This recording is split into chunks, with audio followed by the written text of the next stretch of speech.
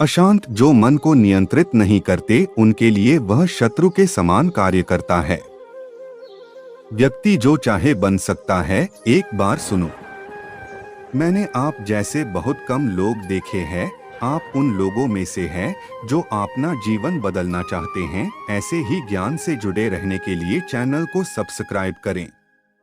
यदि वह विश्वास के साथ इच्छित वस्तु पर लगातार चिंतन करे, किसी और का काम पूर्णता से करने से कहीं अच्छा है कि अपना काम करें, भले ही उसे अपूर्णता से करना पड़े।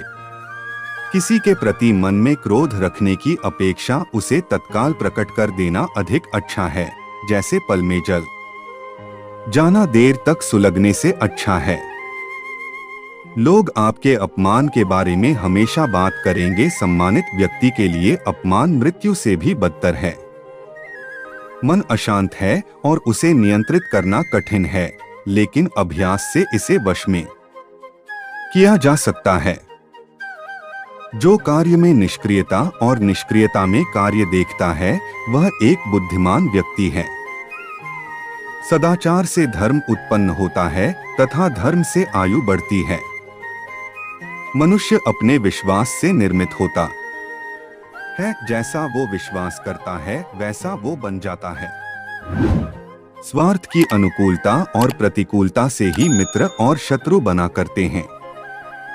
मनुष्य जीवन की सफलता इसी में है कि वह उपकारी के उपकार को कभी न भूले। उसके उपकार से बढ़कर उस उपकारी व्यक्ति का उपकार कर दे।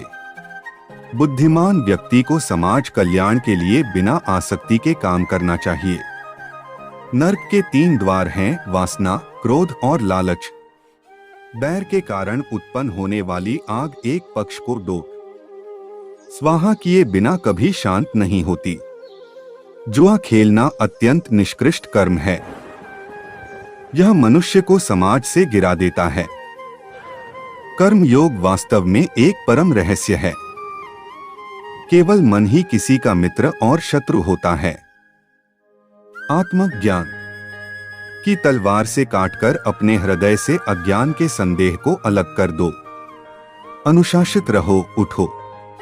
जैसे तेल समाप्त हो जाने पर दीपक बुझ जाता है, उसी प्रकार कर्म के क्षीण हो जाने पर भाग्य भी नष्ट हो जाता है। इस जीवन में ना कुछ खोता है ना व्यर्थ होता है। उससे मत डरो जो वास्तविक नहीं है। ना कभी था ना कभी होगा। जो वास्तविक है वो हमेशा था और उसे कभी नष्ट नहीं किया जा सकता। निर्माण केवल पहले से मौजूद चीजों का प्रक्षेपण है। जैसे जल द्वारा अग्नि को शांत किया जाता है, वैसे ही ज्ञान के द्वारा मन को शांत रखना चाहिए। जिस राजा की प्रजा हमेशा कर के भार से पीड़ित रहे, प्रतिदिन दुखी रहे और जिसे तरह तरह के अनर्थ झेलने पड़ते हैं, उस राजा की हमेशा पराजय होती है। सच्चा धर्म यह है कि जिन बातों को इंसान अपने लिए अच्छा नहीं समझता, दूसरों के लिए भी न करे। संसार में ऐसा कोई नहीं हुआ है जो मनुष्य की आशाओं का पेट भर सके। पुरुष की आशा समुद्र के समान है, वह कभी भरती ही नहीं। मैं सभी प्राणियों को समान रूप से देखता हूँ, ना कोई मुझे कम प्रिय है ना अधिक। लेकिन जो मेरी प्रेम पूर्वक आराधना करते हैं, वो मेरे भीतर रहते हैं और मैं उनके जीवन में आता हूँ। गीता कोट्स हिंदी। वह जो सभी इच्छाएं त्याग देता है, मैं और मेरा की लालसा और भावना से मुक्त हो जाता है, उसे ही शांति प्राप्त होती है। प्रबुद्ध व्यक्ति के लिए गंदगी का ढेर, पत्थर और सोना सभी समान हैं। केवल मन ही किसी का मित्र और शत्रु होता है। कर्म उसे नहीं बांधता जिसने काम का त्याग कर दिया है। तुम उसके लिए शोक करते हो जो शोक करने के योग्य नहीं है, और फिर भी ज्ञान की बातें करते हो। बुद्धिमान व्यक्ति ना जीवित और ना ही मृत व्यक्ति के लिए शोक करते हैं। अशांत को सुख कैसे मिल सकता है? सुखी रहने के लिए शांति बहुत जरूरी है। नारी वह धुरी है जिसके चारों ओर परिवार घूमता है।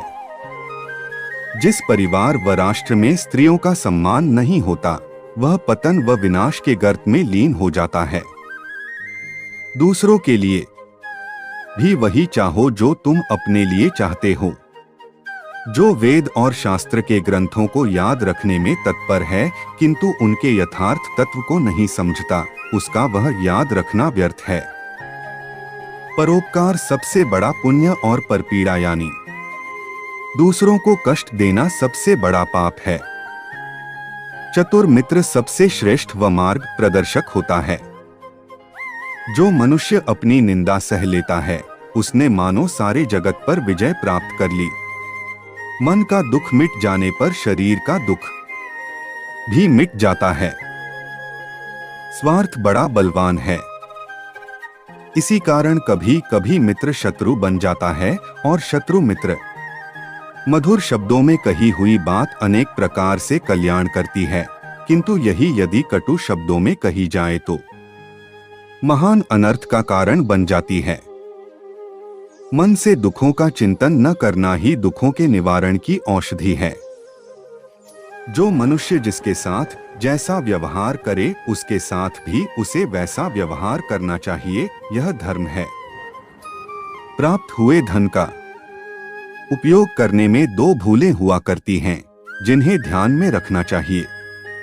अपात्र को धन देना और सुपात्र को धन न देना। विवेकी पुरुष को अपने मन में यह विचार करना चाहिए कि मैं कहाँ हूँ, कहाँ जाऊंगा, मैं कौन हूँ, यहाँ किस लिए आया हूँ और किस लिए किसका शोक करूँ। विजय की इच्छा रखने वाले शूरवीर अपने बल और पराक्रम से वैसा विजय प्राप्त नहीं करते जैसा कि सत्य, सज्जनता, धर्म तथा उत्साह से प्राप्त करते हैं। जो केवल दया से प्रेरित होकर सेवा करते हैं उन्हें निःसंशय सुख की प्राप्ति होती है।